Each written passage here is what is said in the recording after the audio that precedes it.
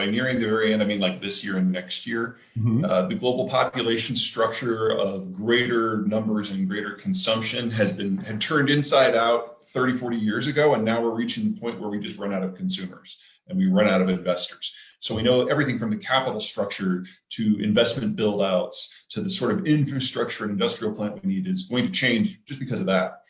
But if you break down the global system, then everything the United States has done to promote global peace since the 1940s also goes away, which means the idea that you can source products from a far-flung supply chain in a different continent, that just stops. So in most of the world, there's too much stuff built for what we need. And then in some parts of the world, there's not even remotely enough.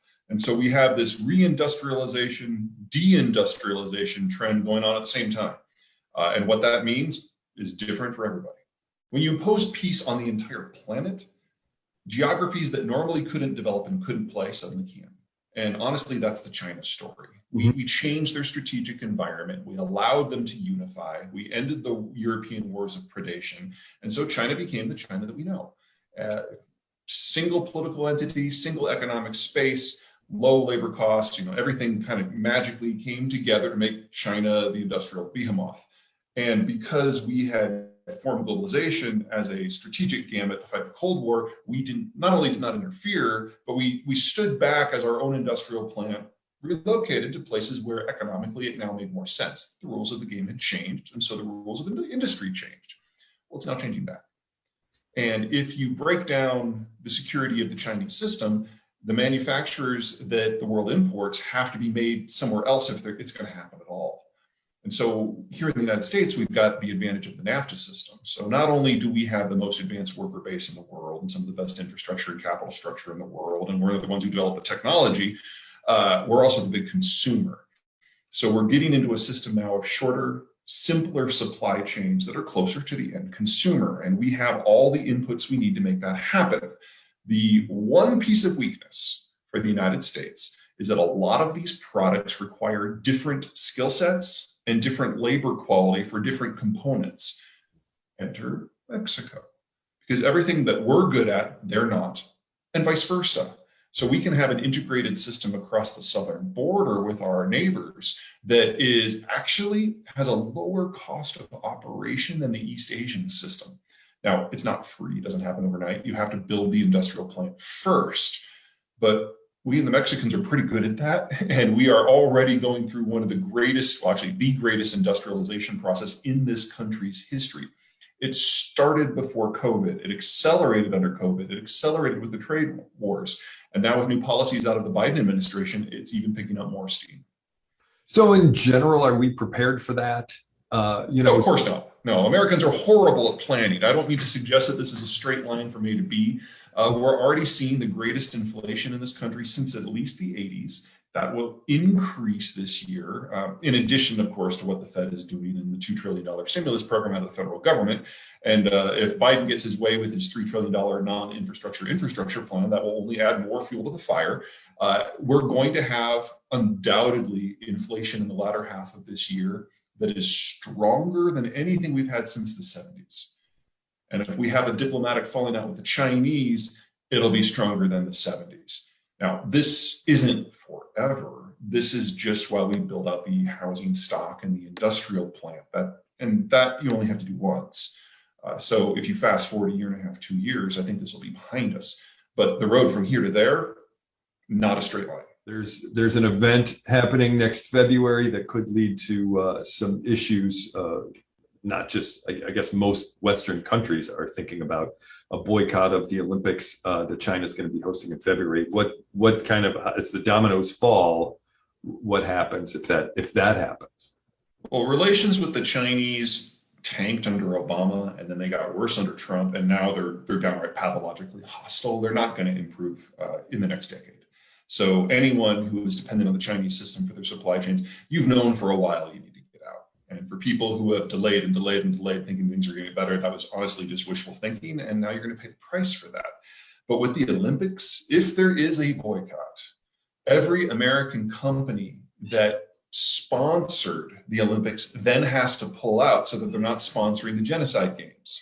which means if you're a non-sponsor, or if you're a sponsor, you can pretty much write off any of your supply chain that happens to be in the PRC, because the Chinese won't tolerate that kind of betrayal in their mind. Right. And then if you're a non-sponsor and you still depend on a supply chains from China, you have to convince your customers, your investors, your friends, your family that, yeah, it's okay that I'm sponsoring the genocide game. It's just bad if Nike's doing it. Yeah. That's a hard sell. And any of your competitors who have read the writing on the wall and have moved on are going to make some serious bank picking up your market share. Right. You know, everything in the world of electricity right now is going to have a bang up couple of years and probably a bang up decade. So yes, there are some serious challenges. Yes, the road is full of twists and turns and bumps, but holy crap, you want to talk about opportunity? The electrification expansion, whether it's green tech or more traditional, I mean, we're talking about minimum needing to double the electrical grid. If the Greens get their way, quadrupling, that's where you come in. We're talking about the relocation of at least $10 trillion of industrial plants to North America. That has to be built out, and it all uses power. We're talking about building new relationships with the Mexicans to take what is already the world's largest bilateral trade relationship and triple it. Guess who benefits the most from that? Guess who makes that happen? In addition, the American population is going through its greatest internal reshuffling as the boomers retire and the millennials have kids and nobody wants to be in a subway because of COVID. That all requires fresh infrastructure and fresh housing stock and fresh office space and fresh distribution centers. I mean, this is the biggest build out we've done at least since World War II. And probably at the backside, it's going to be significantly larger and even faster. You guys are the sinews that make it all happen. So I'm not worried about your sector.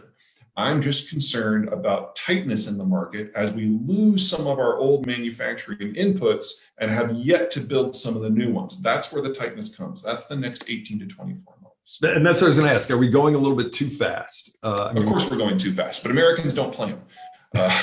We set the broad strategic agenda and then we just kind of go off and navel gaze. And then when a big structural event happens, we panic. We're convinced that the world is about to collapse, and we're doing that right now. But then we reinvent ourselves and we come out stronger. We're just going through another one of those phases.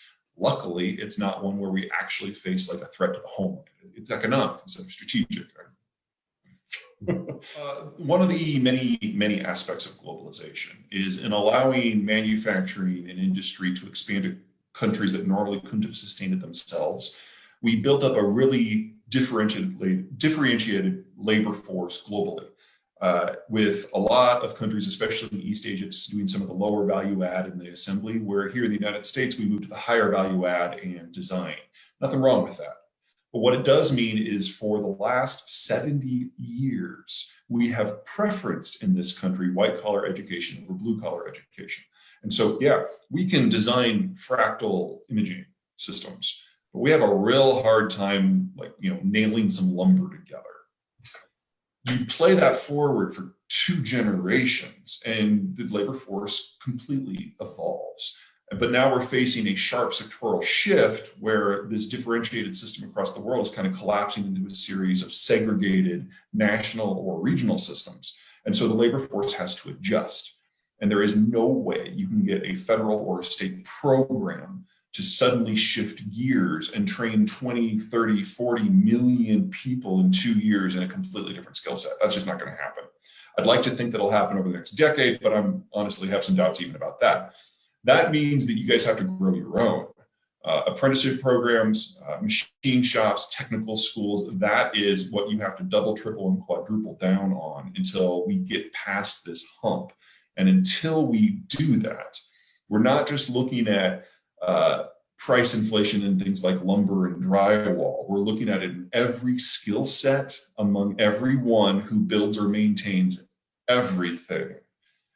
And that is going to hurt. There's no way around that. It's just a question of how quickly your own organization can build out your internal education sources to deal with this transition. Actually, it's pretty straightforward. I mean, if you can accept that globalization is past the peak, and if you can accept that relations with the Chinese are going to break, look at your supply chains. I mean, this is internal. If the stuff comes from China, figure out how to get along without it. It's really that simple. And on the second side, you need to figure out alternative suppliers. So if you have not made friends with Mexicans, do it. And if you find that intimidating, which some people do, make a friend with a Texan, because they can walk you through the process. Everybody in Texas has Mexico contacts and friends and suppliers. That's really how it's going to go. And third, if you don't have a really positive relationship with your local tech schools and machine shops, now it's definitely the time to build those relationships, because you're going to have to do a lot more custom work and on-demand work to make up for the fact that the rote supply chain system that everyone has relied on for the last 30 years is going away. Those are kind of the three pieces that fit in order to build awareness and find a road forward through this.